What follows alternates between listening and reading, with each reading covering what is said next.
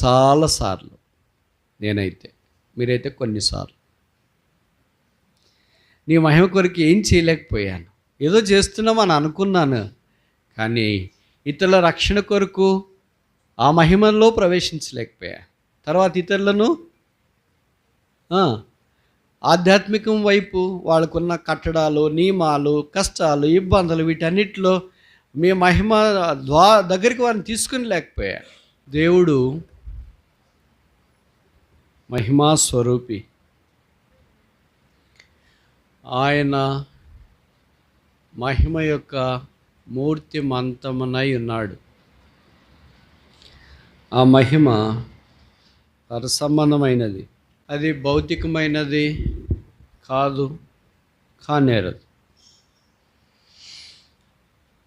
కనుక దేవుడు ఆ మహిమలో మనముండునట్లు, ఆ మహిమను మనము కలిగి జీవించున్నట్లు, ఆ మహిమ కొరకే ప్రయాసపడినట్లు మహిమా స్వరూపి మానవాకారాన్ని భూమి మీదకి దిగి వచ్చినాడు. ఆయన పేరే యేసుక్రీస్తు ప్రభు. పాత నిబంధనలో ఆయన బలిపీఠముగా, గుడారముగా, నివాస స్థలముగా, దేవాలయముగా, దీపస్తంభముగా, సన్నిధి రొట్టెల బల్లగా, ఇలాగ ఛాయారూపకమైన అనేక సంగతులను గురించి జ్ఞాపకం చేస్తూ వచ్చినాడు ఆయన. అవన్నీ నిర్గమకాండము దేవుని సేవకుడైన మోషే ద్వారా దేవుడు ప్రత్యక్ష గుడారము ఏర్పాటు చేసిన తర్వాత దేవుని మహిమ దిగి వచ్చినట్లు చూస్తాం. కనుక ఏదైనా పని చేసినా, చేస్తూ ఉన్నా, ముగించినా ఒకటే గురేంటంటే దేవుని మహిమ దిగి వచ్చుట. 1 కొరింథీ 10:31 అనుకుంటా, మీరు ఏమి చేసినానో, భోజనము చేసినా, పానము చేసినా సమస్తము దేవుని మహిమ కొరకు చేయి. దేవుడు మహిమపరచబడుట ప్రాథమికమైన సంగతి, పరాకాష్ట విషయం కూడా. ఒకవేళ దేవునికి మహిమ లేకుండా ఇకేమి జరిగినా అది దేవుడు ఇష్టపడేది కాదు. దేవుని యొక్క మంచితనాన్ని, విశ్వాస్యతను జ్ఞాపకము చేసుకొనుట. దేవుడు మంచివాడని జ్ఞాపకం చేస్తున్నామంటే ఆటోమేటిక్గా ఏంటి, మనకు అంతటి వాళ్ళము, అంత యోగ్యమైన వారము కాదు. అందుకే పౌలు అన్నాడు కదా, మనము నమ్మదగిన వారం అయినప్పటికీ ఆయన నమ్మదగినవాడు. Although we are not faithful but he has been faithful. మనం నమ్మకమైన వారైనప్పుడు ఆయన కూడా నమ్మకంగా ఉండి, మనం అపనమ్మకంగా ఉన్నప్పుడు ఆయన కూడా అపనమ్మకంగా ఉంటే బహుశా ఇక్కడ ఇంతమంది ఉండేవాళ్ళు కాదనుకోవచ్చు. ఆయన మార్పు లేనివాడు. మలాకి 3:6 భక్సింగ్ గారికి ఇష్టమైన వాక్యాలు అదొకటి. యెహోవానైన నేను మార్పు లేనివాడని కనుక యాకోబు సంతతైన మీరు. మనం మారినట్లు మారలేదు. మనం అన్ని సీజనల్గా మారుతుంటాం, పరిస్థితులను బట్టి మారుతాం. బాగున్నప్పుడు ఒక రకంగా ఉంటాం, బాగాలేకపోతే ఒక రకంగా ఉంటాం. మనం మారినట్లు దేవుడు కూడా మనతో పాటు అత్తిపత్తాక మాదిరి మారించి, ఊసరి వెళ్ళే వాళ్ళే మన వల్లే మారించి బహుశా మనం ఇక్కడ ఉండలేము. మనము నమ్మకస్తులు కానప్పటికీ దేవుడు నమ్మకస్తుడు అని జ్ఞాపకం చేస్తుంది, మొదటిది. రెండవ వైపు ఈ నాణ్యానికి ఏముందంటే consecration of the church, individually, collectively and as a family. వ్యక్తిగతంగా, కుటుంబముగా, సంఘముగా ప్రభువుకు మనల్ని మనము ప్రతిష్ఠించుకొనుట. ఈ రెండు జరగకుండా మిగతా ఎన్ని శామానాలు వేసినా, ఎన్ని కుర్చీలు వచ్చినా, ఎన్ని ఆటలు దిగినా, ఎన్ని కోళ్ళు దిగినా, ఎన్ని ఏమి దిగినా ఏమీ ఉపయోగము ఆత్మీయముగా ఉండదు. కనుక చాలా సందర్భాల్లో మనం ఈ రెండు మిస్ చేసుకొని, స్కిప్ చేసుకొని మిగతా వాటి కొరకే ప్రయత్నం చేస్తూ ఉంటాం. ఆరాటం ఎక్కువ, ఆరాధన తక్కువ. ఆరాటం ఎక్కువ, ఆత్మీయత తక్కువ. ఆరాటం ఎక్కువ, ఆలోచన తక్కువ. ఆరాటం ఎక్కువ, ఆధ్యాత్మికత తక్కువ. కనుక రోజులు గడిచే కొలది ప్రభువా, నేను చేసే ప్రతి పని ద్వారా, మేము జరిగించే ప్రతి పని ద్వారా నీకు మహిమ. ఇప్పుడు నేను ఒక ప్రశ్న మిమ్మల్ని అడగొచ్చా? యేసు ప్రభువారు భూమి మీద ఉన్నప్పుడు 3.5 సంవత్సరాల్లో చేసిన ఏ పనైనా దేవుడికి మహిమ లేకుండా మన వలె సాదాసీదాగా చేసింటాడని మీరు ఊహిస్తారా? ప్రశ్న అర్థమైంది కదా? అంత తెలుగు మీడియమేనా, ఇంగ్లీషా? యేసు ప్రభువారు 3.5 సంవత్సరాల భూమి మీద పరిచర్య చేసినప్పుడు ఏ పని చేసినా దేవుని మహిమ కొరకు చేసినాడు అని మీరు నమ్ముతారా? లేదా మన వల్లే ఏదో సాధక సీదకి చేయాలంటే చేయాలా, మాట్లాడాలంటే మాట్లాడే, వెళ్ళాలంటే వెళ్ళాలా, అద్భుతాలు చేయాలంటే చేయాలని చేశాడా? యేసుక్రీస్తు ప్రభువు మాట్లాడినా, అద్భుతం చేసినా, నడిచినా, సంచరించినా, చూచినా, ఏం చేసినా దేవుని మహిమ కొరకు చేసిన. అందుకే యేసు ప్రభు వారు చేసిన మొట్టమొదటి అద్భుత కార్యము యోహాను సువార్త 2వ అధ్యాయంలో ద్రాక్షరసం అయిపోయిన పెళ్లిలో మనకు పరిచయం కదా. ఆ బాణలను, రాతి బాణలను నీళ్లతో నింపుడని ఆజ్ఞాపించినప్పుడు వాటి నీళ్లతో నింపినారు. ఆ విందు ప్రధాన దగ్గరికి తీసుకెళ్ళినప్పుడు అవి ద్రాక్షరసముగా మార్చబడ్డాయి. అక్కడ చివర్లో రాసిన మాట ఏంటంటే, గలిలయలోని కానాలో యేసు ఈ మొదటి సూచక్రియ చేసి ఏం బయలుపరిచినాడు? మహిమను బయలుపరిచిన. కనుక మొదటి పని చేసినా ఏం కలిగింది?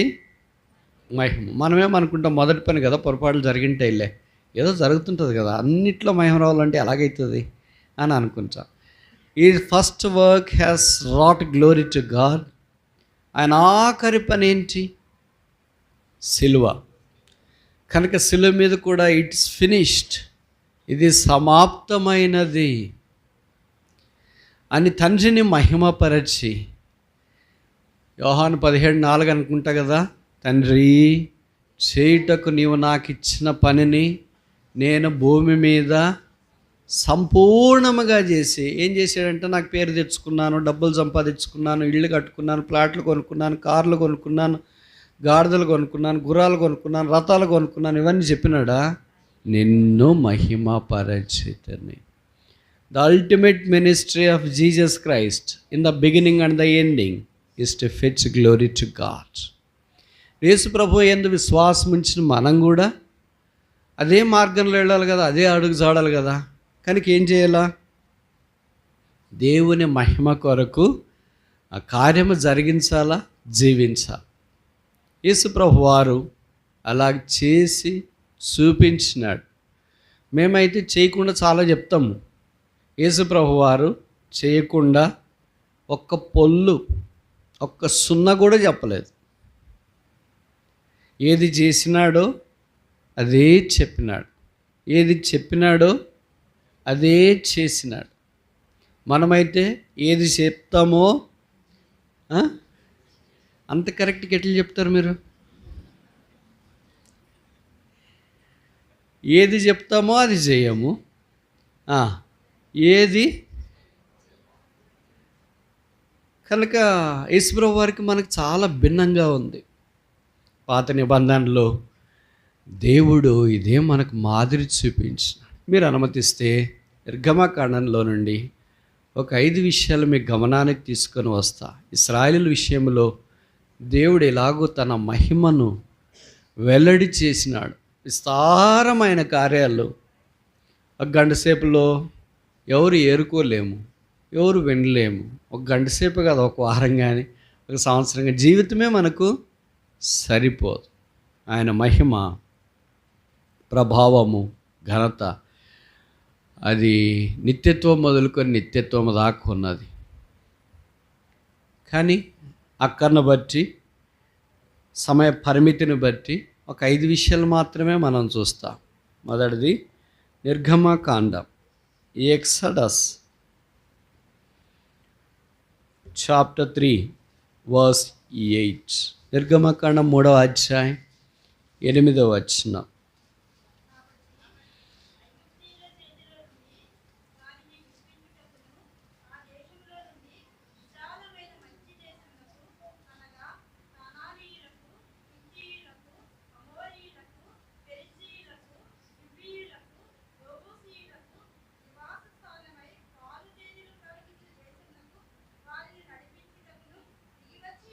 చాలు. గ్లోరీ ఆఫ్ డెలివరెన్స్, విడిపించుట కొరకైన మహిమ. దానికి అక్కడే ఉంటే ప్రభు సరిపోలేదు. ఎక్కడికి వచ్చినాడంట? దిగి వచ్చి ఉన్నాను. ఎవరి దగ్గరికి దిగి వచ్చినాడు? వెరీ గుడ్, చెప్పండి. చాలా బాగా చెప్తారు మీరు. చెప్పండి, ఎవరి కొరకు దిగి వచ్చినాడు? వెరీ గుడ్, చాలా బాగా చెప్పారు. ఇంకా తెలుగులో చెప్పండి. తెలుగులో ఎవరికి తెలుగు రాదు కదా, అంతా ఇంగ్లీషే. నేను చెప్తా, తెలుగులో వినండి. ఎక్కిపోలేని వారి కొరకు దిగి వచ్చిన. What a grace. మమ్మల్ని రమ్మనొచ్చు కదా ప్రభు. పెద్దోళ్ళ దగ్గరికి చిన్నోళ్ళు పోతారు, చిన్నోళ్ళ దగ్గరికి పెద్దోళ్ళు పోతారా? ఆఫీసర్ దగ్గరికి అటెండర్ పోతాడా, అటెండర్ దగ్గరికి ఆఫీసర్ వస్తాడా? మంత్రి దగ్గరికి కార్యకర్త పోతాడా, కార్యకర్త దగ్గరికి మంత్రి వస్తాడా? మన మందిరంలో కూడా పెద్దోళ్ళ దగ్గరికి మనం వెళ్తాం, వాళ్ళు మన దగ్గరికి వస్తారా? అయిపోయిన వెంటనే నేను కుర్చీలో కూర్చున్న వాళ్ళు లేచి రాలేక ప్రైజ్ లార్డ్ బ్రదర్ అని వస్తారా? మనం వాళ్ళ దగ్గరికి వెళ్తాం. వాళ్ళు పెద్దోళ్ళు, అనుభవజ్ఞులు, బలహీనులు, చేతగాలేదు, రాలేదని మనము. కనుక పెద్దవాళ్ళ దగ్గరికి ఎవరు వెళ్తారు? చిన్నోళ్ళ దగ్గరికి. అధికారుల దగ్గరికి ఎవరు వెళ్తారు? సామాన్యులు వెళ్తారు. మంత్రుల దగ్గరికి ఎవరు వెళ్తారు? కార్యకర్తలు, సామాన్యులు వెళ్తారు. కానీ ఇక్కడ ఈ ప్రేమ డిఫరెంట్, ఈ ప్రోటోకాల్ డిఫరెంట్. చిన్నవాడి దగ్గరికి పెద్దవాడు వచ్చినాడు, పాపల దగ్గరికి పరిశుద్ధుడు వచ్చినాడు, దుర్నీతిమంతుల దగ్గరికి నీతిమంతుడు వచ్చినాడు, భూసంపదల దగ్గరికి పరసంబంధమైన దేవుడు వచ్చినాడు, ఆ క్షణకాలం ఉండే ఎగిరిపోయే మనుషుని దగ్గరికి అక్షయుడైన దేవుడు వచ్చినాడు, మహిమ లేని మనుషుని దగ్గరికి మహిమా మూర్తి భవించినాడు, దైవత్వము లేని నిర్దేవుడైన మనుషుని దగ్గరికి దేవుడే మానవ ఆకారాన్ని దిగి వచ్చినాడు. ఎందుకంటే ప్రేమ ఎక్కడైనా ఉందంటారా? ఇదే యేసు ప్రభువు యొక్క ప్రేమ. దేవుడు మనిషిని విడిపించడానికి దిగి వచ్చినాడు. ఎందుకు దిగి వచ్చినాడు? ఆయన ప్రేమ ఉంది. వాగ్దానం చేసినాడు అబ్రహాముతో, నేను నిన్ను ఆశీర్వదించేదను, నువ్వు ఆశీర్వాదముగా ఉండు, నీ 4వ తరాన్ని తిరిగి నేను బంధకాల్లో నుండి బయటికి తీసుకొని వస్తా. ఇక్కడికి దేవుని యొక్క వాగ్దానం నెరవేర్పును బట్టి కాలము సంపూర్ణమైనప్పుడు దేవుడు వారిని విడిపించడానికి బయటకు వచ్చినాడు. వారిని అయితే మోషేను పంపించి విడిపించినాడు, మనల్ని అయితే యేసుక్రీస్తును పంపించి విడిపించినాడు. వాళ్ళనైతే మోషే ఆజ్ఞాపించిన గొర్రెపిల్ల రక్తం ద్వారా విడిపించినాడు, మనల్ని అయితే దేవ గొర్రెపిల్ల అయిన యేసు ప్రభు యొక్క రక్తము ద్వారా, స్వరక్తము ద్వారా. మోషే దినాల్లో ఇంటికి ఒక గొర్రెపిల్ల. యేసు ప్రభు వచ్చిన తర్వాత అందరికీ సర్వలోకనాథుడు అంట. ఆయన సర్వలోకానికి రక్షణ కర్త అంట. యోహాను సువార్త 4వ అధ్యాయంలో చెప్పబడింది, ఆయన నిజముగా లోకరక్షకుడు, లోకనాథుడు, లోకరక్షకుడు, లోక పరిపాలకుడు, సర్వలోకమును రక్షణకరమైన సువార్త ద్వారా విశ్వసించినట్లుగా సమర్థత కలిగిన వాడు పాపులమైన మన దగ్గరికి వచ్చినాడు. కొత్త నిబంధనలో మన పాపలన్నీ భరించడానికి యేసు శిలువ మీదకి వెళ్ళాడు. పాత నిబంధనలోని గొర్రెపిల్లనైతే శిలువ మీదకి తీసుకెళ్ళి వధించలేదు. ఆ గొర్రెపిల్లని శిలువ దగ్గరికి తీసుకెళ్ళి దాన్ని కట్టేసి కాళ్ళలో మేకలు, చేతుల్లో మేకలు, దాని కోడ దెబ్బలు, పక్కలో బల్లెపోటు అలాగేం చేయలేదు దాన్ని. ఆ గొర్రెపిల్లని ఇంటి దగ్గర తీసేసి ఎవరికి తెలియకుండా, 3వ వ్యక్తికి కూడా తెలియకుండా, ఆ ఇంట్లో వాళ్ళు మాత్రమే బహుశా కలిసి దాన్ని వధించినారే. మా రక్తాన్ని అంతా ఒక బేసిన్లో వేసుకొని, ఆ రక్తాన్ని ఇస్సోపు తీసుకొని ఆ అడ్డు కంబిలికి నిలువ కంబిలికి పూసినారు. మానవ సంహారకుడు దాటిపోయినట్లుగా చేశాడు. ఇంట్లో జ్యేష్ఠుడైన వాడు నిలబడి బ్రతుకున్నట్లుగా, మరణము సమీపించుకున్నట్లుగా చేశారు. అయితే దేవుని గొర్రెపిల్ల అలాగే ఎవరికి తెలియకుండా వధించబడడం ద్వారా మనిషినికి రక్షణ రాదని అందరూ చూస్తున్నట్లుగా బహిరంగముగా డే టైంలో పగటిపూట శిల మీద భూమికి ఆకాశానికి మధ్యలో వేలాడదీయబడ్డాడు. ఆయన మీద ఉమ్మి వేసినారు, అవమానించినారు. నువ్వేసు అయితే దిగిరా అన్నారు. నీవు రక్షించుకొని మమ్మల్ని కూడా రక్షించని అన్నారు. కేకలేసి పెడిబొబ్బులు పెట్టి నీవేనా దేవదూషణ చేసిన వాడవని ఆయన మీద తులనాడారు, అవమానపరిచినారు. బైబిల్లో రాయబడింది, యేసు నోరు తెరవలేదు. ఆ మేకుల మీద ఎవరు ఎలాడదీయబడి ఆకాశమునకు భూమికిని దేవగొర్రె పిల్లగా బలి చేయబడి రక్తమ కార్చి చనిపోయి సమాధి చేయబడి తిరిగి లేపబడడం ద్వారా, పాత నిబంధనలోనైతే ఇంటిలో మరణం జ్యేష్ఠ కుమారుడికి మాత్రమే వస్తుంది. కొత్త నిబంధనలో యేసు ప్రభు లేకపోతే అందరికీ మరణమే. బైబిల్లో రాయబడింది, అందరినూ పాపం చేసి దేవుడు అనుగ్రహించి మహిమను పొందలేకపోతున్నారు. అనగా పాపం వలన వచ్చే జీతము మరణం. జ్యేష్ఠ కుమారుడు మాత్రమే మరణిస్తాడు, జ్యేష్ఠ కుమారుడు ఒకటే చనిపోతాడని చెప్పిండి. ఎంత బాగుండేది. అలా కాదు, అందరికి మరణం సంప్రాప్తమైనప్పుడు సమస్త మనుషుల కొరకైన ఆ మరణాన్ని రుచూచుటి కొరకే రక్త మాంసంలో కలిగిన అద్వితీయ సత్యదేవుడిగా యేసు ప్రభువు వారి భూమి మీద ప్రత్యక్షమయ్యాడు. ఆ యేసు శిలువ మీదకి వెళ్ళి రక్తమ కార్చి చనిపోయి సమాధి చేయబడి తిరిగి లేపబడి ఇప్పుడు పరలోక స్థలంలో మహామహోని కుడిపార్శ్వమున ఆసీనుడై ఉన్నాడు. What a glory of deliverance. ఒక మనిషిని విడిపించట్లో దేవుని యొక్క మహిమ ఎంత అమూల్యమైనది.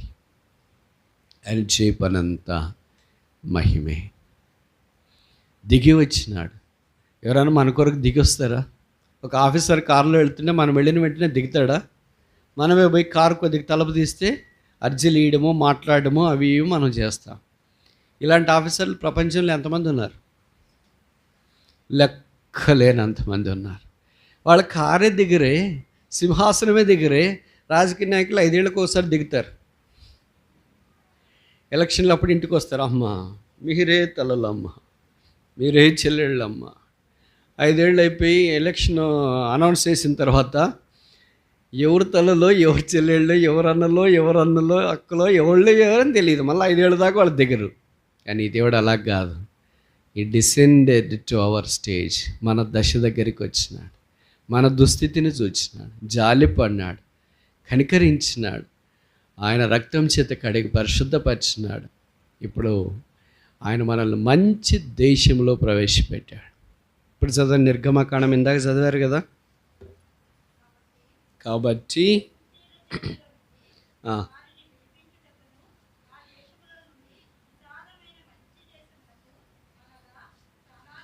చాలు. ఏ దేశం?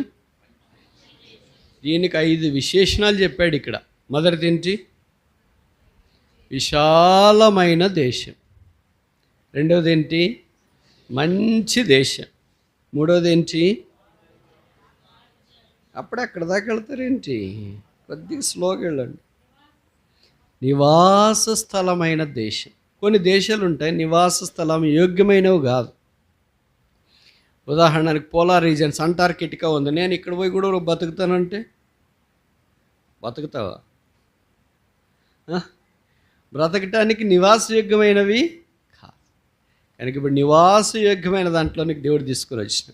దేవుడు మనిషిని భూమి మీద పెట్టి నివాసయోగ్యమైనదిగా చేస్తే మనుషుడు ఏమనుకుంటాడంటే ఇక్కడ వదిలి ఒకేసారి చంద్రమండలం పోయి అక్కడ బతుకుదామని అనుకుంటున్నాడు. అది వీలు కాదని ఆలస్యంగానే వాళ్ళకి అర్థం కాదు. ఎందుకంటే ఖర్చు పెట్టింది ఎలాగొచ్చిందో అలాగ పోతేనే కదా తెలుస్తుంది. కనుక దానికంతా ఖర్చు పెట్టేస్తేనే అప్పుడు తెలుస్తుంది. This is not viable to live here on the moon. నివాసయోగ్యమైన స్థలంలోనికి తెచ్చినాడు. నాలుగోది ఏంటి? పాలు ప్రవహించే దేశంలోనికి తెచ్చినాడు. ఇప్పుడు నేను ఒక మాట అడిగితే చెప్తారా మీరు? మీ ఊర్లో ఏం ప్రవహిస్తుంది? మీ మందిరం ముందు కాలువలో ఏ ఊర్లో కాలువలోనైనా ఏం ప్రవహిస్తుంది? ఎక్కడైనా పాలు ప్రవహించేది చూసినారా? గిన్నెలో అయ్యో పాలన్నీ పడిపోయినాయమ్మా. ఒక గిన్నెలో పాలు పడిపోతేనే పాలన్నీ పడిపోయినాయి అంటాడు. పాకెట్ పాలు ఒక్కసారి లీక్ అయిపోతేనే పాలన్నీ కారిపోయినాయి అంటారే. ఒక 1/2 లీటర్ పోతేనే పాలన్నీ కారిపోయినాయి, పాలన్నీ పడిపోయినాయి, పాలన్నీ పిల్లి తాగిపోయింది, పాలన్నీ అదేంటి ఏమంటాడు దాన్ని, పడిపోయేదాన్ని విరిగిపోయినాయని, పాలన్నీ ఇలాగ అయిపోయినాయి అంటారే. ఎన్ని తెచ్చుకున్నాము? 1/2 లీటర్గా. ఎన్ని తెచ్చినాము? లీటర్గా. 1/2 లీటర్ పాలు తెస్తేనే ఇంత అప్సోపాలు పడుతుంటే ఒక కాలువలో ప్రవహించినట్లు ప్రవహిస్తూ ఉంటే, ఏ కాలువలో చూసినా పాలు ప్రవహించినాయి అనుకో, డ్రైనేజ్ బదులు ఊహించుకోండి ఎలాగుంటుంది. కాలువ దగ్గర ఇల్లు కట్టుకుంటారు, కొంతమంది కాలువ మీద కూడా ఇల్లు అలాగే ఒక కాలువలో ఏదంటే పాలు ప్రవహిస్తున్నాయి, పక్కన ఇంకొక కాలువ కూడా తీసినారు, 2 కాలువలు. ఆ కాలువలో ఏం ప్రవహిస్తుంది? తేనె ప్రవహిస్తుందని. తేనె మనం బాటిల్లో తెచ్చుకొని ఉంటాం. ఈ బాటిల్లో తేనె అయిపోతే కొద్దిగా అయిపోతే ఎవరు తాగింది, సగం అయిపోయింది. కనుక ఎంతో జాగ్రత్తగా, అది ప్రశస్తమైనది మీకు తెలుసు కదా. అన్నీ మీరు ఫ్రిడ్జ్లో పెట్టవచ్చు. తేనె ఫ్రిడ్జ్లో పెట్టాల్సిన, it has a self sustaining capacity. పాలు బయట పెడితే ఇరిగిపోతాయి, పాడైపోతాయి. మీరు ఇంకేదైనా బయట పెట్ట, మీ చేతులారా చేసిన వంటలు ఏదైనా, మీ పిండి పదార్థాలు కానీ, లేకపోతే పచ్చళ్ళు కానీ, మీరు ఏదైనా కానీ బయట పెట్టండి, ఒక్కటి తేనె. దాన్ని ఫ్రిడ్జ్లో మేము పెట్టినామనే వాళ్ళు ఎవరైనా ఉంటారా? దానికి అంత కెపాసిటీ దేవుడిచ్చి. అవి బాటిల్లో పెట్టట్లేదు దేవుడు. ఒక బాటిల్ ఇచ్చేస్తానమ్మా, ఇంటికోళ్ళు తాగేసేయండి అని చెప్పట్లేదు, ప్రవహింపజేస్తున్నాడు. ఇప్పుడు నీళ్ళు ఎలాగ ప్రవహిస్తున్నాయో, డ్రైనేజ్ ఎలాగ ప్రవహిస్తుందో అలాగ ప్రవహించే దేశం అంట. ఎన్ని విషయాలు చెప్పినా మీ దేశానికి? 5. మొదటిదేంటి? విశాలమైన దేశం. రెండవదేంటి? మంచి దేశం. మూడవదేంటి? నివాస స్థలమైన దేశం. నాలుగవదేంటి? పాలు ప్రవహించే దేశం. ఐదవదేంటి? ఇప్పుడు ఒక ప్రశ్న అడిగితే కరెక్ట్ జవాబు చెప్పాలా. ఈ దేశం పేరేంటి? వెరీ గుడ్, చాలా బాగా చెప్పారు. ఇంకా అది పాత నిబంధన. కొత్త నిబంధనలో ఈ దేశమే యేసుక్రీస్తు ప్రభు. The land is Christ Jesus himself the Lord. పాత నిబంధనలో దేశం కొరకు ఇశ్రాయేలు 40 ఏళ్ళు ప్రయాణం చేసినారు. మనం ఒక వ్యక్తి కొరకు, ప్రభువు కొరకు ఇక్కడ ప్రయాణం ఆరంభించిన. ఆ ప్రభుతో పాటు ఉంటాం. ఆయనే మన స్వాస్థ్యం. రుచి చూచి యెహోవా ఉత్తముడని. రుచి చూస్తేనే తెలుస్తుంది. పాల రుచి ఎలాగుంటాయి, తేనె రుచి ఎలాగుంటుంది. తేనె తినకమునుపు అనుకుంటాం, ఈ బాటిల్ సరిపోద్దా నాకు అని. 2-3 టీ స్పూన్లు అంత చెంచాలు అంటారా, అంత కూడా సాధారణంగా దాన్ని తినలేము ఒకేసారి. అంత మధురం.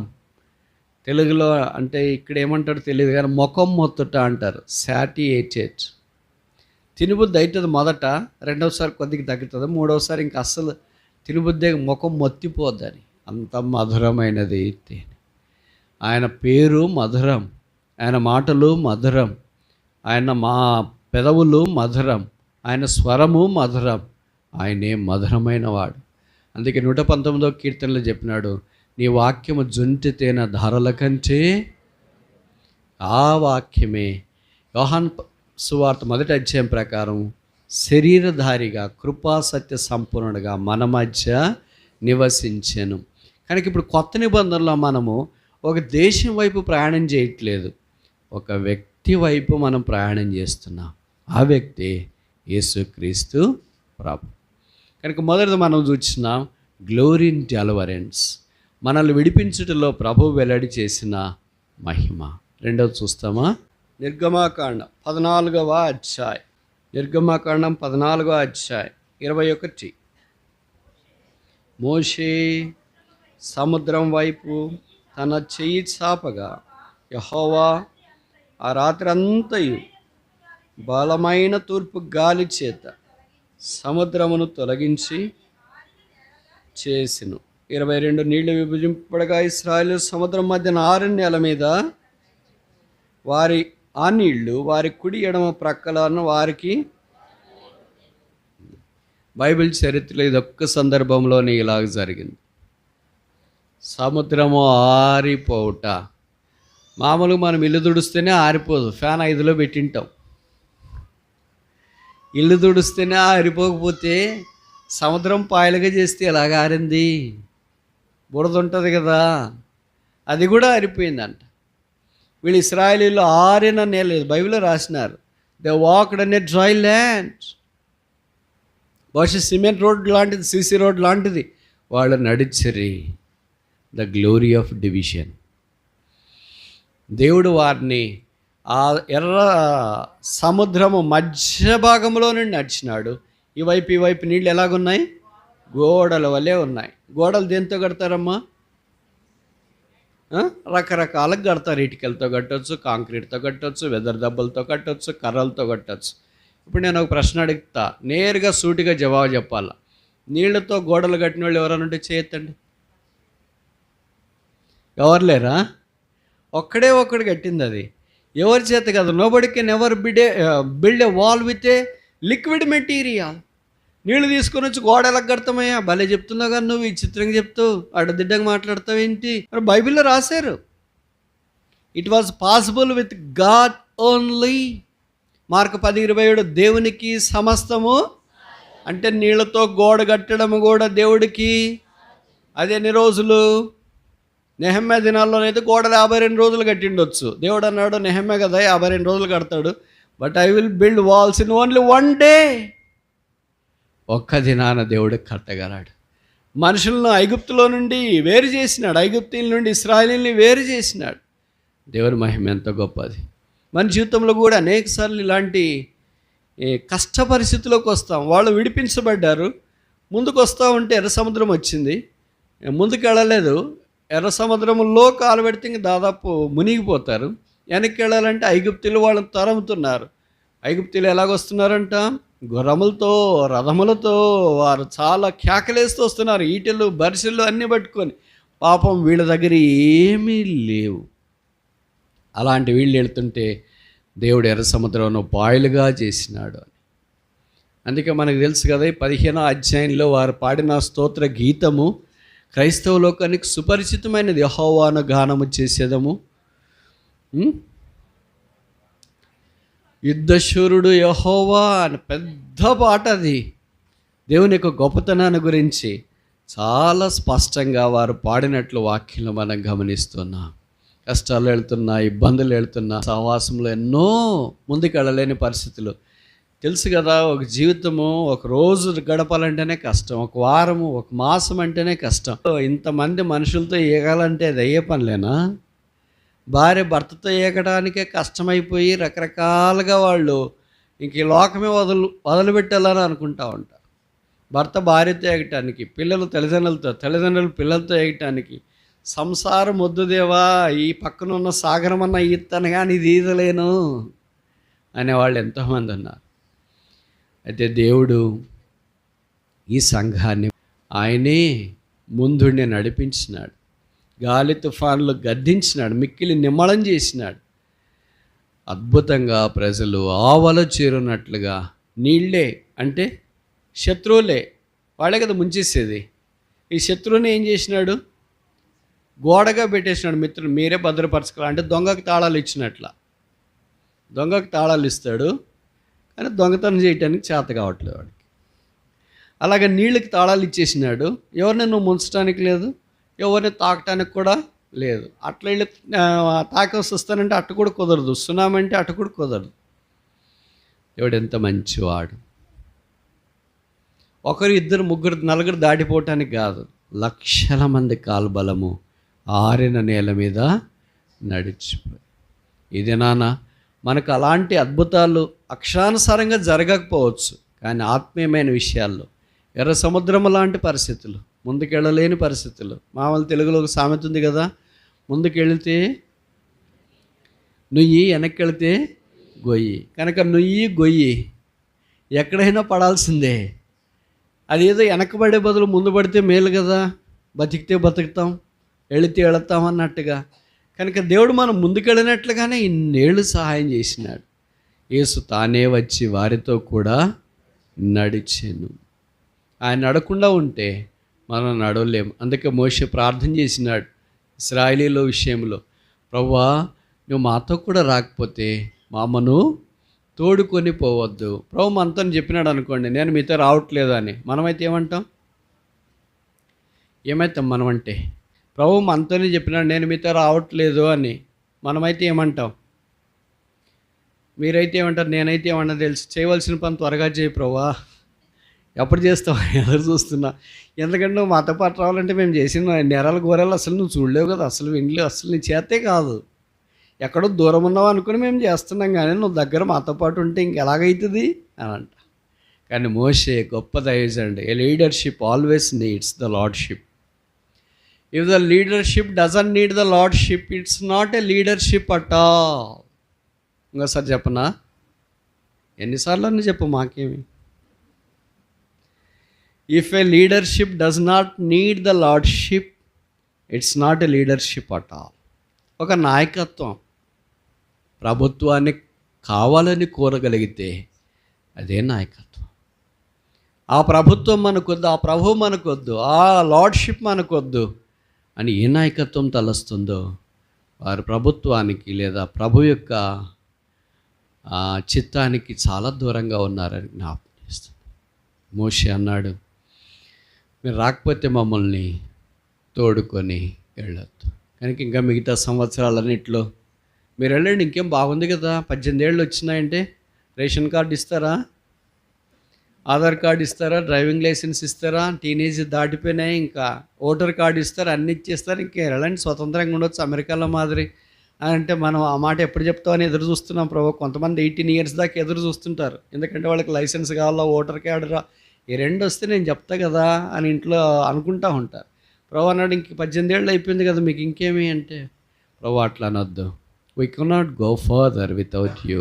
నువ్వు లేకుండా మేము ముందుకు వెళ్ళలేము. రాబో దినాలకు కూడా మీరు మమ్మల్ని నడిపించు. 3వది చూస్తామా? 16వ అధ్యాయం నిర్గమాకాండం,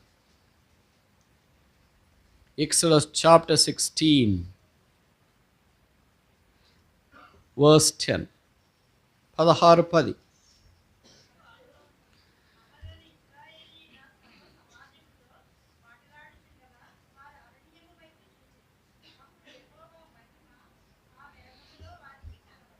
యెహోవా మహిమ ఆ మేఘములో వారికి, మనం ఆలోచించే మాట మీకు తెలుసు కదా, దేవుని మహిమ, దేవుని మహిమ, the glory of God in deliverance, the glory of God in division. 3వది the glory of God in, ఏదో ఒక పేరు పెట్టండి. దీనికి ఏం పేరు పెడతారు? దేవుని మహిమ విడిపించుటలో, దేవుని మహిమ విభజించుటలో, 3వది గాడ్స్ గ్లోరీ ఇన్ డైట్, ఆహారం ఇచ్చుటలో. ఇప్పుడు డైట్ చాలా వచ్చింది కదా మీకు తెలుసు, రకరకాల డైట్లు అంటారు, ఏదో పేర్లు పెట్టినారు దానికి, నాకు అంత కరెక్ట్గా తెలియదు. ఏమో మనుషుల పేర్లు కూడా చాలా పెట్టేశారు. కొబ్బరి నూనె దాకా కొంతమంది బతుకుతున్నారు, కొంతమంది మాంసమే తిని బతుకుతున్నారు, కొంతమంది నూనె తిని బతుకుతున్నారు, కొంతమంది నీళ్ళే తాగి బతుకుతున్నారు. రకరకాలుగా బతుకుతున్నారు. మరి ఎట్టు బతుకుతున్నారో తెలియదు. కానీ నాకు తెలిసి నేను ఖచ్చితంగా ఏం నమ్ముతానంటే దేవుడు బతుకమని చెప్పింది అది కాదు.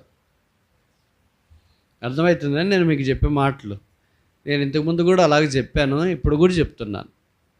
దేవుడు ఆదాముకు సృజించిన తర్వాత చెప్పిన భోజనము, నోహ దినాల్లో చెప్పిన భోజనము, అలాగే ఇంకెవరు వాక్యంలో మనం చూసిన పాత కొత్త నిబంధనలో నెహమ్యా బల దగ్గర భోజనము, దావీదు బల దగ్గర భోజనము, యేసు ప్రభు వారి దినాల్లో కూడా ఆయన కూడా చెప్పొచ్చు కదా ఇలాగా, ఏమని, నూనె దాకా బతకండి, రొట్టెలు చేపలు ఎందుకురా.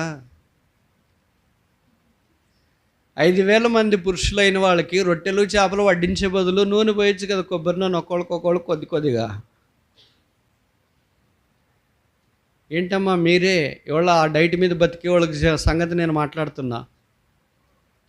వాళ్ళు చెప్తారు మళ్ళీ బయటికి, అబ్బా చాలా లైట్గా ఉంది పోతా, మన పని మనం చేసుకోగలుగుతున్నాము.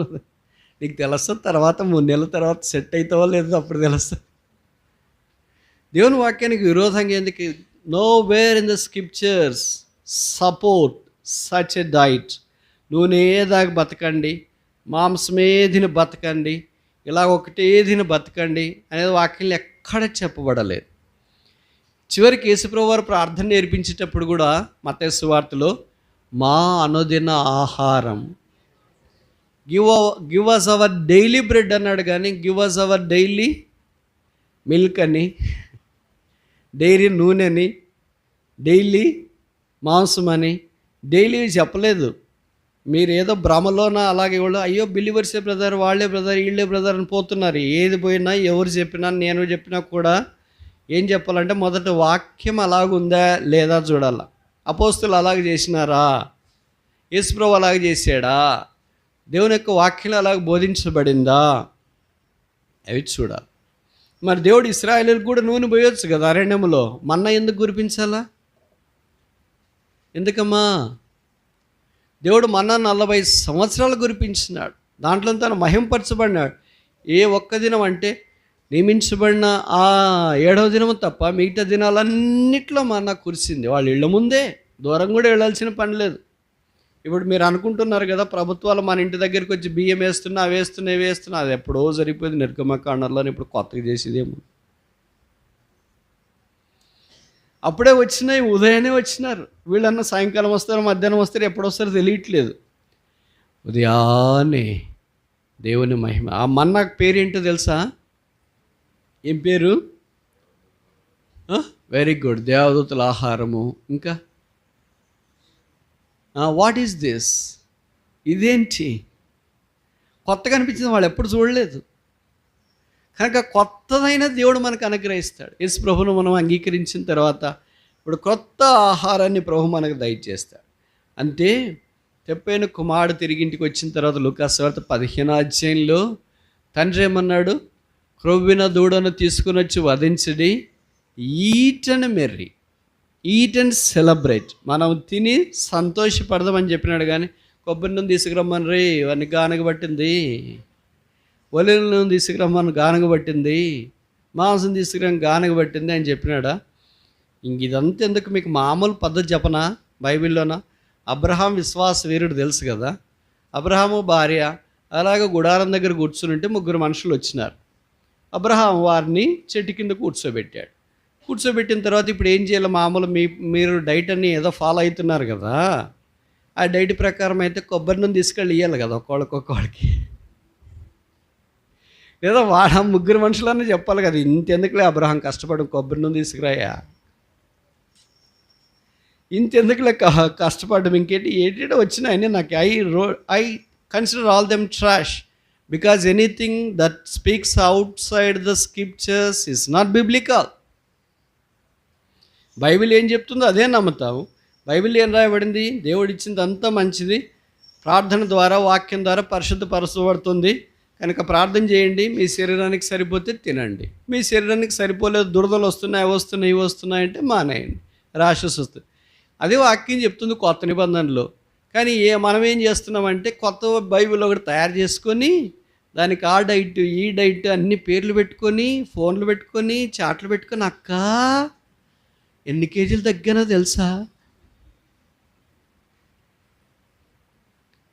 అయ్యో గుర్తుపట్టలేకుండా అయిపోయినావు. ఇవన్నీ డైలీ నా చెవులకు పడేవి నేను చెప్తున్నాను, ఏదో ఊరికి కల్పించి చెప్పేవి కాదు. వాళ్ళు కొంతమంది నాకే చెప్తుంటారు, బ్రదర్ మీరు కూడా తాగండి బ్రదర్ తగ్గుతారని. ఇప్పుడే నేను ఎంతున్నానా?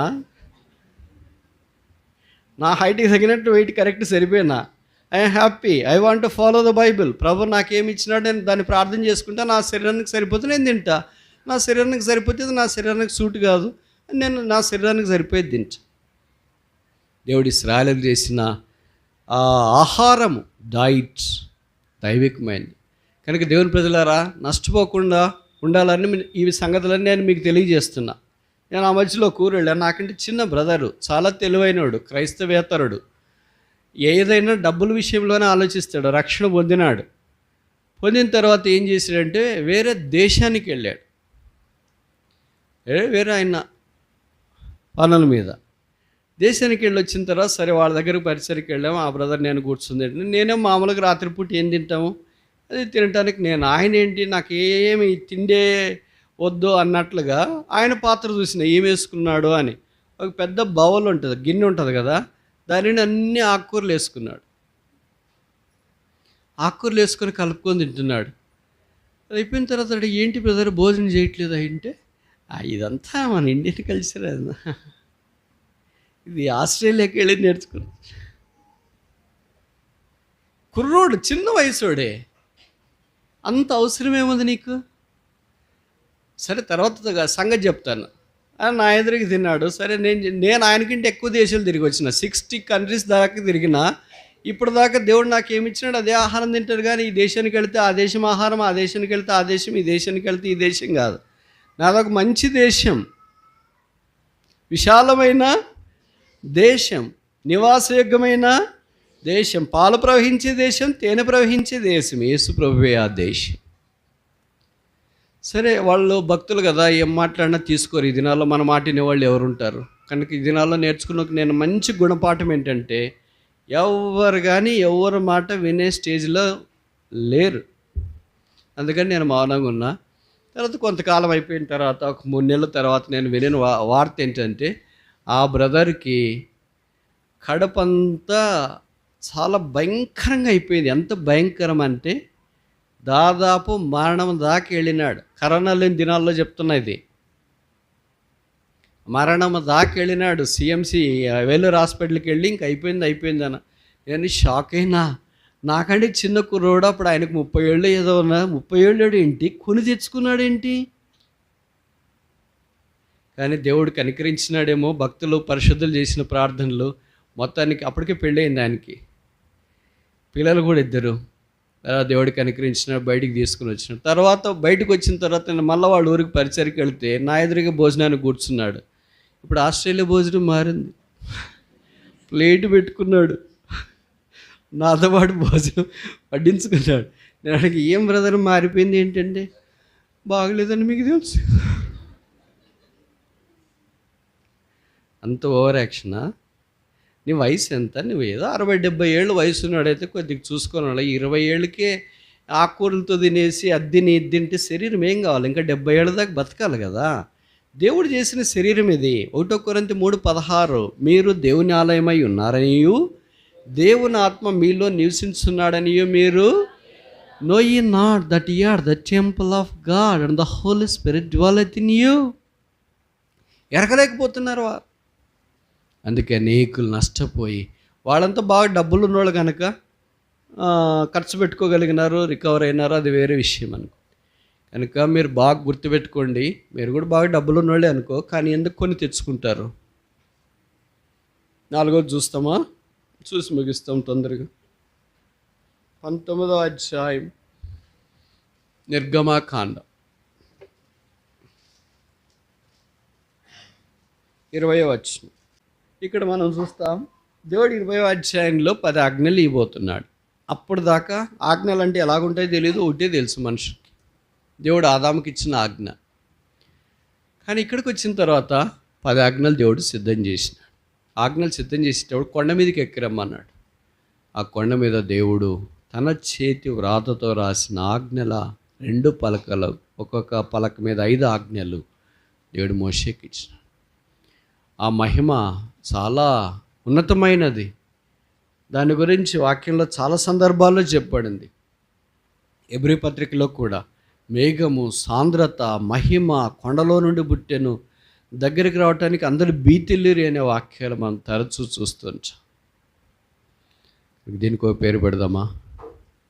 గ్లోరీ ఆఫ్ డివైన్ లా. దైవ వాక్యము లేదా దైవ ఆజ్ఞ యొక్క మహిమ. దేవుడు తన వాక్యాన్ని మనకు అనుగ్రహించినాడు. అందుకే బైబిల్లో రాయబడిన వాక్యమును యాకోబుకు అనుగ్రహించు. ఆయన వాక్యం వేగంగా పరిగెత్తుందంట. His word runneth swiftly. మనం అందరం పరిగెత్తే వేగం కంటే, చిరుతపులు పరిగెత్తే వేగం కంటే, బుల్లెట్ పరిగెత్తే వేగం కంటే, జపాన్ బుల్లెట్ ట్రైన్ పరిగెత్తే వేగం కంటే, తర్వాత ఏంటి, సూర్యకిరణాల భూమిని దాకే వేగం కంటే, గాలి భూమిని దాకే వేగం కంటే, తర్వాత ఇంకేంటి, థండర్ బోల్ట్స్ అంటే మెరుపులు, ఉరుములు, ఇవన్నీ పరిగెత్తే వేగం కంటే the fastest running thing in the whole universe is the word of God. ఆయన అంత వేగమైన వాక్యాన్ని మనలాంటి వారికి అనుగ్రహించిన. 5వ దాకా చూసి ముగిస్తామా? నిర్గమకాండం 40వ అధ్యాయం.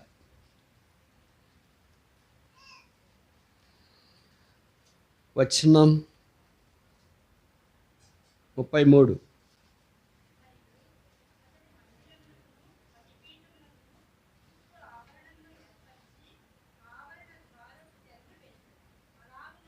తెరను వేసెను. అలాగన మోషే పని సంపూర్తి చేసెను. సంపూర్తి జరిగిన వెంటనే ఏమైంది? అప్పుడు మేఘం ప్రత్యక్ష గుడారమున కమ్మగా యెహోవా తేజస్సు మందిరమును, కనుక ఇది చివరిది, the dwell in the glory of his dwelling, ఆయన నివాస స్థలములో ఉన్న మహిమ. 25:8 చెప్పబడింది నిర్గమాకాండంలో, let them make me a sanctuary that I may dwell among them. నేను వారి మధ్యలో నివసించినట్లు వారు నాకు ఒక పరిశుద్ధ స్థలమును నిర్మించవలను. దేవుడు మనుషులతో నివసించాలని కోరుతున్నాడు. దేవుని దూతలు ఉన్నారు కదా, పైన కోట్ల కొలది ఉన్నారు కదా, వారు ప్రతినిత్యము ఆయన పరిశుద్ధుడు పరిశుద్ధుడు పరిశుద్ధుడు అని మానక ఆయన్ని స్తుతిస్తున్నారు కదా. వాళ్ళతో నివసించడానికి ఇష్టం లేకుండా పాపలమైన మనం ఆయన రక్తం ద్వారా కడగబడ్డం కనుక మనము చేరి వచ్చి ఆయన్ను ఆత్మతో సత్యంతో ఆరాధిస్తూ ఉంటే ఆ ఆరాధనల సింహాసనం మీద ఆయన ఆశీనుడు కావాలని కోరి భూమి మీద మనుషుని వద్దకు ఆయన దిగి వచ్చిన ఆయనే మన నివాస స్థలం. Christ is our dwelling place. ఇది మనం చెప్పేది కాదు, కీర్తనకాడే అన్నాడు, తరతరములు మా నివాస స్థలము. అదొక గుడారం కాదు నివాస స్థలం అంటే, అదొక మందిరం కాదు, అదొక కట్టడం కాదు. కీర్తనకాడే చెప్పాడు కదా, మోషే అనుకుంటా, నాకు తెలిసి 90వ కీర్తనలో, thou art our dwelling place from generations to generations. ఆ 90వ కీర్తన 150 కీర్తనలో ద ఓల్డెస్ట్ సామ్, పురాతన కీర్తన అంటే మోషేనే కదా మొదట, తర్వాతే కదా మిగతా వాళ్ళు దావీదు, సొలొమోను, ఆసాపు, కోరహ కుమారులు వీళ్ళంతా తర్వాత వచ్చినోళ్ళే కదా. మోషే రాసిన కీర్తన కూడా అక్కడ గ్రంథస్థం చేయబడినట్లు మనం చూస్తాం. కనుక మన నివాస స్థలము ఒక కట్టడము, ఒక వ్యక్తి. 15వ అధ్యాయం నిర్గమకాండంలో ఆ మాటలు చక్కగా చెప్పబడే చూడండి. 15వ అధ్యాయం నిర్గమకాండం, నీవు విమోచించిన ఈ ప్రజలను నీ కృపచేత తోడుకొని పోతివి, నీ బలము చేత వారిని. పరిశుద్ధాలయం అప్పుడెప్పుడు వచ్చింది? 15వ అధ్యాయంలో రాలేదు, ఎర్ర సముద్రం పాయలైపోయింది. పరిశుద్ధాలయం ఎప్పుడు వచ్చింది? నిర్గమకాండం 40వ అధ్యాయం తర్వాతే కదా, ప్రత్యక్ష గుడారం తర్వాతే కదా వచ్చింది. కానీ ఇక్కడ ఏం రాశాడు? నడిపిస్తావా అని రాశాడా? నడిపించితివి. ఇప్పుడు చూడండి 17వ వచనం, నా ప్రభువా నీవు నివసించుటకు నిర్మించుకొనిన, ఆయన నివసించటానికి నిర్మించుకున్నాడంట. అదేంటంట? కొండ మీద నిర్మించుకున్నాడంట. 18వ వచనం, నీ చేతులు స్థాపించిన పరిశుద్ధాలయం నందు వారిని స్థాపించబోయే కాదు. కనుక పరిశుద్ధాలయం శాంక్చురీ శాంక్చురీ శాంక్చురీ అనే దేవుని మందిరం అన్నమాట. నిర్గమకాండము 15వ అధ్యాయంలో వాళ్ళు పాడిన పాటలోనే మనకు కనిపిస్తుంది. కానీ అప్పటికి ఇంకా ప్రత్యక్ష గుడారం నిర్మించబడలేదు, మోషే గుడారం నిర్మించబడలేదు. ప్రవచనాత్మకంగా పరిశుద్ధాత్మ దేవుడు ఈ వాక్యాన్ని వెలుగులోకి తీసుకుని వచ్చిన ఉద్దేశం ఎంత గొప్పచ్చు. అందుకే 15వ అధ్యాయం నిర్గమకాండంలో 5 ప్రాముఖ్యమైన సంగతులు రాసినాడు. ఇప్పుడు అన్నీ నేను చెప్పను. దాంట్లో ఒకటి ఏంటంటే శాంక్చురీ ఆఫ్ గాడ్, దేవుని నివాస స్థలం, పరిశుద్ధ స్థలం. అది కొండ మీద ఉంది, అది నీ స్వాస్థ్యము. నువ్వు మమ్మల్ని అక్కడ తోడుకొని వచ్చినావు. ఆ కొండే కల్వరి కొండ. ఆ కొండ మీద యేసుక్రీస్తు ప్రభువు ఎలాడదీయబట్ట, అదే మా నివాస స్థలం. నీ చేతులు స్థాపించిన పరిశుద్ధాలయం. ఎవరు పరిశుద్ధాలయం? యేసు ప్రభువే పరిశుద్ధాలయం. యోహాను సువార్త 2వ అధ్యాయంలో అన్నాడు కదా, మత్తయి సువార్తలో చెప్పబడింది, దేవాలయం కంటే గొప్పవాడు ఇక్కడ ఉన్నాడు. Behold greater than the temple is here. యోహాను సువార్తలో యేసు ప్రభు అన్నాడు, ఈ దేవాలయాన్ని పడగొట్టండి, 3 దినాల్లో నేను లేపుతా. ఏంటి దేవాలయం? అక్కడ యేసు ప్రభువే దేవాలయం. ఆయన దేహమే దేవాలయం. ఆయన దేహమే దేవాలయం అంటే మనమే ఆయన దేహమై ఉన్నాం. ఎఫెసీ పత్రికలు చెప్పబడింది కదా, we are the body of Christ, which is the church of Christ. క్రీస్తు శరీరము మనమే, అదే సంఘం. ఈ సంఘము ద్వారా దేవునికి తరతరములు మహిమ ఘనత ప్రభావం కలగాలని దేవుని యొక్క ఉద్దేశము. The glory in his dwelling, ఆయన నివాస స్థలములో మహిమ. 5 విషయాలు చూసిన. మొదటి నుంచి ద గ్లోరీ ఆఫ్ డెలివరెన్స్, విడిపించుటలో ఉన్న మహిమ. రెండవది నుంచి ద గ్లోరీ ఆఫ్ డివిజన్, విభాగించుటలో ఉన్న మహిమ. మూడవది నుంచి ద గ్లోరీ ఆఫ్ డైట్, ఆహారములో వెల్లడి చేసిన మహిమ. నాలుగవది నుంచి the glory of divine decree, దైవికమైన శాసనము, చట్టము, వాక్యము మనకిచ్చిన మహిమ. ఐదవది ఆఖరిది the glory of his dwelling, ఆయన నివాస స్థలము, పరిశుద్ధ స్థలములో ఉన్న మహిమ. ఆ మహిమే ఒకే ఒక్కడు, పేరు యేసుక్రీస్తు ప్రభు.